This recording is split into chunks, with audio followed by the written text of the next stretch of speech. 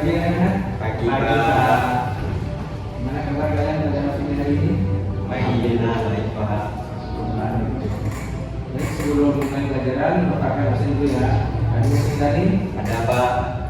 Antonius Wipsi, ada Pak BHC semua ya. Ada Pak.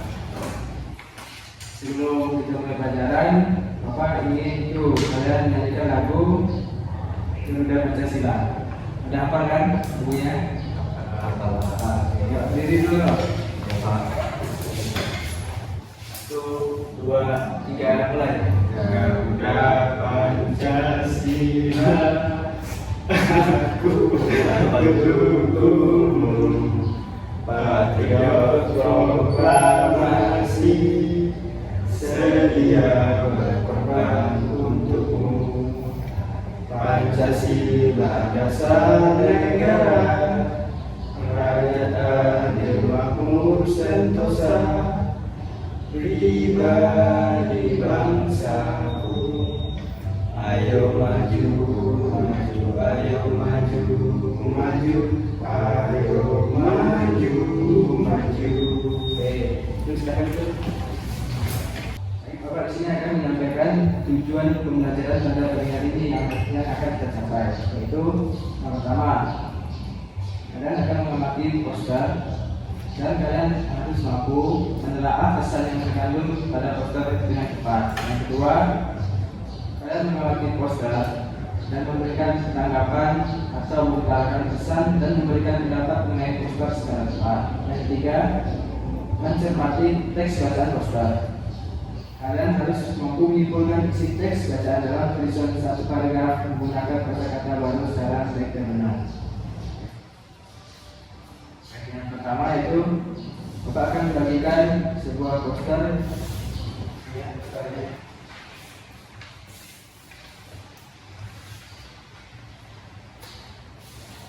Di bagaimana kalian sudah lihat posternya? Sudah, Pak. Ini di sini Bapak akan memberikan pertanyaan.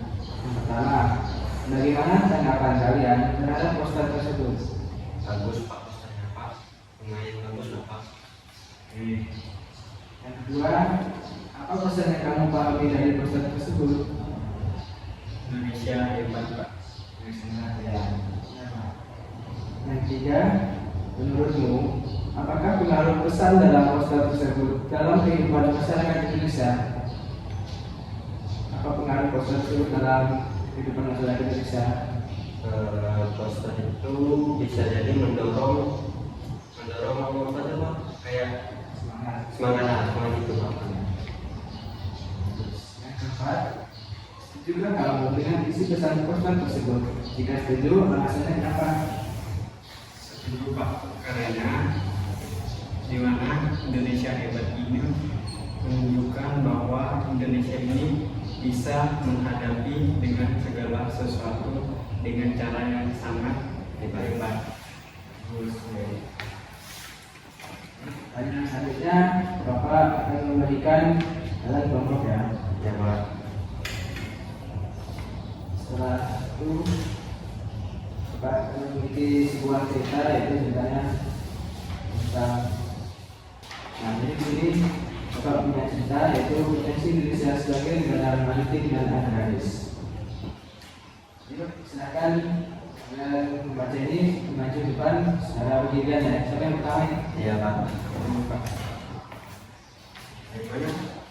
Dari sini sampai sini. Potensi Indonesia sebagai negara maritim dan agraris. Letak geografis Indonesia sangat menguntungkan karena berada di tengah-tengah jalur perdagangan dunia. Terletak di antara Samudra Hindia dan Samudra Pasifik serta benua Asia dan benua Australia. Sejak dahulu kala, Indonesia tidak pernah sepi, khususnya oleh kapal-kapal yang membawa komoditas perdagangan dari satu negara ke negara lain. Tidak hanya itu, sumber daya yang tersimpan di dalam laut Indonesia ternyata amat potensial. Data Food dan Agriculture Organization atau FAO 2015 menyebutkan bahwa Indonesia penghasil terbesar di dunia untuk produk rumput laut dan tuna.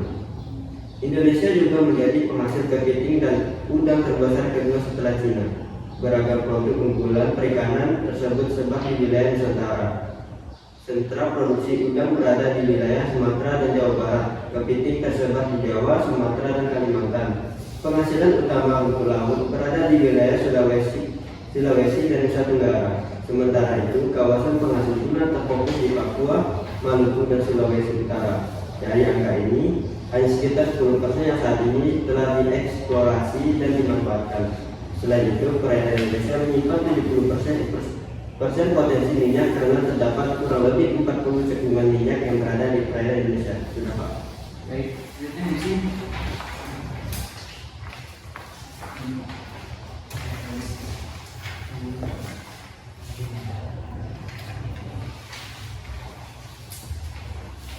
Selain dikenal sebagai negara maritim, Indonesia juga merupakan sebuah negara agraris. Indonesia sejak dahulu sudah terkenal sebagai penghasil rempah-rempah dan memiliki tanah yang subur. Kelapa sawit, beras, jagung, cengkeh, tembakau, teh, karet, kopi, dan tebu merupakan beberapa contoh dari sekian banyak hasil pertanian atau perkebunan Indonesia. Peminat produk-produk hasil pertanian Indonesia ternyata banyak di luar negeri. Banyak produk pertanian yang rutin diekspor dengan nominal yang cukup besar.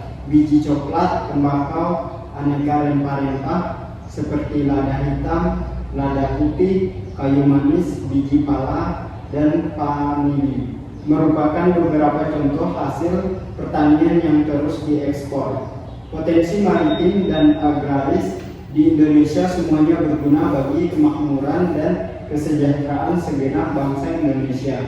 Sebagai negara kepulauan, sistem komunikasi dan transportasi menjadi faktor penting dalam kehidupan berbangsa dan meningkatkan perekonomian. Saat ini jaringan komunikasi telah dibangun sedemikian rupa sehingga dapat menjangkau wilayah-wilayah terpencil di Indonesia. Jaringan komunikasi ini akan memudahkan berbagai transaksi ekonomi, menyangkut permintaan dan penyediaan barang ekonomis antara daerah dan antar pulau. Jaringan komunikasi juga membantu terbentuknya kesatuan bangsa karena memudahkan hubungan antar suku yang berbeda di tempat yang terpisah. Sistem komunikasi dan sistem transportasi merupakan salah satu mata rantai yang tak terpisahkan dalam kegiatan ekonomi. Pemenuhan kebutuhan barang distribusikan melalui jaringan transportasi sebagai negara kepulauan. Saat ini pemerintah membangun sistem transportasi udara yang lebih baik untuk mempermudah dan mempercepat perpindahan manusia dan barang. Pemerintah juga membangun sistem transportasi darat yang makin baik dengan menyediakan berbagai pilihan moda angkutan seperti kereta api. Transportasi laut pun menjadi salah satu sistem transportasi yang memudahkan distribusi barang dan perpindahan penduduk antar pulau.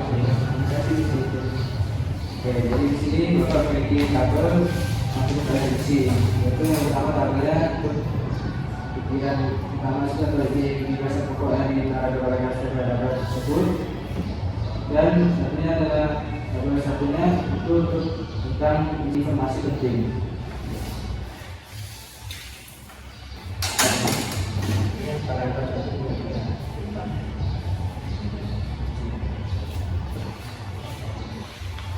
Ini dikerjakan per kelompok, Pak. Ya, dikerjakan kelompok. Silakan dibaca.